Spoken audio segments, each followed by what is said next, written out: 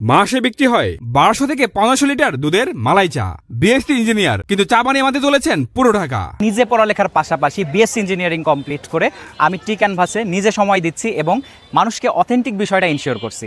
রোজ যায় 500 থেকে 800টা রুটি আর 100 কেজি কুষ্টিয়ার অথেন্টিক দই চিড়া। 1200 থেকে 1500 লিটার দুধের মালাই চা বিক্রি করছি, 500 থেকে 800 পিস রুটি সেল করছি এবং ফুডকার্টে আমাদের 500 থেকে 400-র মধ্যে রুটি যাচ্ছে। দইয়ের থিকনেসটা দেখানোর চেষ্টা করি। কেন টি ক্যানভাসের দই চিড়া বেস্ট 165 গ্রাম দই আসছে, এটা হবে আমাদের স্পেশালের জন্য। কুষ্টিয়ার নিজস্ব ফার্মের গরু দুধ দিয়ে বানান টি ক্যানভাসের বিখ্যাত মালাই চা আর পুরা রুটি। দই এতই ঘন চামচ উল্টে গেলেও পড়ে না, আর চা এত মজার খেয়ে মনে হবে এটা চা না ভাই, আসক্তি।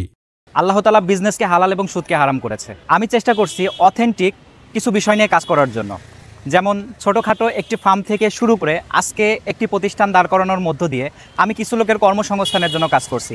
আমাদের ফার্মের গরুর দুধ থেকে দইটা অথেন্টিকভাবে সবার সামনে দেওয়ার জন্য। আর যদি দই চিড়ার কথা বলি, দইটা আমাদের অর্ডারই বেশি থাকে। বিভিন্ন কাস্টমার আমাদের আগে তারা নক করে রাখে, সেক্ষেত্রে আমরা আগের অর্ডার অনুসারে যে পরিমাণ অর্ডার আসে ওইভাবেই আমরা দইটা দেওয়ার চেষ্টা করি।